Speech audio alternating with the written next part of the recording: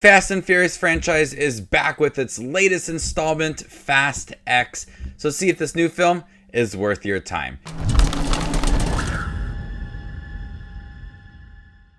Hey everybody, my name is Justin here. I try to watch everything that hits theaters and on streaming services. If you guys are like me, go ahead and hit that subscribe button down below and click that bell notification for more up and coming content. Over many missions and against impossible odds, Dom Toretto and his family have outsmarted and outdriven every foe in their path. Now they must confront the most lethal opponent they've ever faced. Fueled by revenge, a terrifying threat emerges from the shadows of the past to shatter Dom's world and destroy everything and everyone he loves. Now, I didn't really care for F9, Fast and Furious 9, but I loved the franchise. I grew up watching the first film, and Too Fast, Too Furious came out when I was in 6th grade. I had that soundtrack constantly going. I had sweaters for that movie. I love the franchise, and even at its lowest points, I still find these movies to be enjoyable. They don't make any sense. I think after Fast 5, they just kind of went downhill in terms of believing in everything that had happened. But Fast X, I was looking forward to some of the returning characters and Jason Momoa as our villain. We've seen in the trailers that he is the son of Hernan Reyes, who was in Fast 5. So you have that connection. This is a movie about getting revenge rather than a villain trying to obtain some technology to destroy the world. It's more of a revenge story. And I like that in here, taking a step back from more of the most recent Fast and Furious films when it comes to like this big villain trying to obtain this technology. It's different, and I appreciate that. And having characters like John Cena return, but now he's a good guy, and having Charlize Theron return again, and then there's Jason Statham as well. A lot of our returning characters and some small roles and some bigger roles as well. Going into it, if it was better than F9, I would be happy. And that's just that. It's better than F9, a lot better. Really early on, I found a lot of enjoyable moments in it. It doesn't make sense. It's absolutely ridiculous at times, but there was a lot of fun to be had within this movie. That's mostly due to Jason Momoa. He is crazy in this film. He's like a mixture of Jack Sparrow and the Joker. You don't know what you're gonna get with him. He's all over the place, but he's very confident in this role. He brings a certain energy and vibe to the movie that you just absolutely love. A lot of the scenes that he is in, it's funny and threatening as well. He's able to fully balance this comedic style to this character, but also be really intimidating as well. We really needed that within this franchise after losing Dwayne Johnson, and now we having to rely on John Cena, who in the most recent number 9, I didn't feel like he was that threatening, and now bringing it back to kind of give it more of that comedic tone, but also not taking itself too seriously. And we have that villain that has this presence that's not only challenging Dom and his family, but also just adding that entertainment value to the movie. But Jason Momoa, easily the best thing about this film, one of the better things in most recent movies as well. It's a breath of fresh air, and I appreciated this way that they handled this character,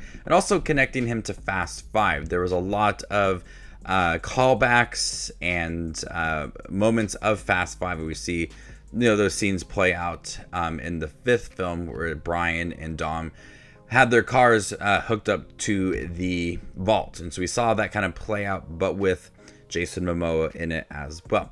I thought they implemented that into the film very nicely, because Fast 5 is my favorite Fast and Furious film. So it's cool to see that kind of play into this movie as well. The whole other cast works really well together. There's a lot of the characters really separated. We have Tej and Roman and Ramsey and Han all together doing their own thing. Then we also have John Cena. We see in the trailer he's protecting his nephew. And then we have Dom doing his own thing on the run as well.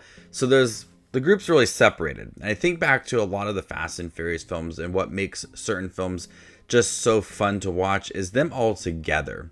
And having those big action scenes where Dom's like, Tej, you're up, or Roman, you're up, and they're all together. When you have them really separated, it feels much smaller. And even though this film is really big with its action scenes, having them all separated, you'd feel like they're just not able to develop relationships more this time around. And I felt that same way in F9, but I would love to see more of the characters together. And I feel like they're going to build up to that in Fast and Furious 11 and 12 as well. But here, I would love to see more of like Tej and Roman with Dom and Jacob as well, because I like all of the characters, and seeing them all interact with each other would have been a lot of fun. And so that's one of my issues with the movie, is there's so many different characters doing their own thing that this scene feels brief with Tej and Roman, and then this scene feels very brief with Dom, and then we have to go back to Letty, and there's Charlize Theron, and then we have to go back to Jacob. So like 4 main storylines going on. Each one of them feels rushed, and you're not having a chance to fully develop these storylines. But if you would have brought them all together, it would have been more tight, and we would be able to have things just flow very nicely instead of having choppy scenes here and there. Now, we have to embrace the overall tone of it being very crazy, and Jason Momoa is able to bring that fun vibe to the franchise. And the movie also, with its action scenes, also is able to kind of match Jason Momoa's style. Now, we're not going to have Dom crack jokes left and right. That's more for Tej and Roman and Ramsey now. But I appreciate it that the movie is, it's not taking itself too seriously. It's understanding where it is at this point in the franchise. And we have Jason Momoa coming in and just kind of making things even crazier. But we also have everything just kind of matching that style. And so the movie overall has these jokes and these big action scenes, and you're understanding its purpose and it just being really ridiculous. So, it's not taking itself too seriously. Dom Toretto is, but everything else just has this kind of fun vibe to it. Now, the action scenes going into Fast and Furious 10, I didn't want them to go to space again, because that's just, I absolutely checked out with F9. Even though there's a lot of action scenes that make absolutely no sense, it feels tamer compared to F9, and I love that. There are some ridiculous action scenes driving down a dam or pulling helicopters down. Whatever it is, the outcome of everything. It's ridiculous. It doesn't make sense. It's defying the laws of physics, and that's just the fun in it all. But at the same time, it feels tamer compared to F9. I can't believe I'm saying that when Dom is driving down a dam with his son. It feels tamer than F9. But I also love some of the new cast members as well. Brie Larson in here. She works. Her role's limited, but still a lot of fun. We also have Alan Ritchson, who feels like he could replace Hobbs throughout the film, and teasing some other small cameos and whatnot, but they're also leave it on a cliffhanger. So the family's getting bigger, and the characters are just becoming more fun throughout. But FX, I walked out of it happy. I was very worried going into it, reading some reviews, and not really caring much for F9, but Jason Momoa really saves this film. He brings the energy that the franchise needs and is missing from some of the previous films. John Cena felt like a completely new character, and I loved it. I wasn't really connected with him in the first place, so having this kind of transition for the character, I welcomed all of that. The action's fun. It's ridiculous. It's over the top. What you get for a Fast and Furious film. But you also have a lot of references to Fast 5 and bringing back some characters and teasing the possibility of other characters returning in future films.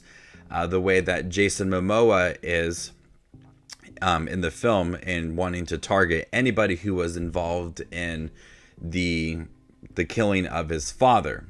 And that leaves one person, Brian.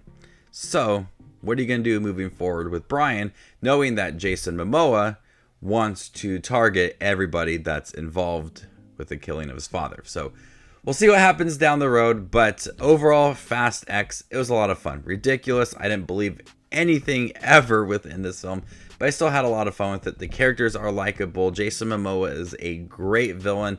Just really all over the place, cracks these jokes left and right. The things he says, things he does, I absolutely loved it. And there's a lot of cool car scenes as well. The action's just really unbelievable, but I I had a good time with it. So before I give you my score for Fast X, make sure to check out my channel. Here I do movie reviews, trailer actions, ranking videos, tier lists, all that fun movie related content that you see on YouTube. I do it all here, so hit the subscribe button to get it all in one spot. And if you like to see where Fast X ranks amongst all the other 2023 releases I've seen this year, follow me on Letterboxd and there you can find my ranking. And stay tuned for many up and coming Fast and Furious ranking videos.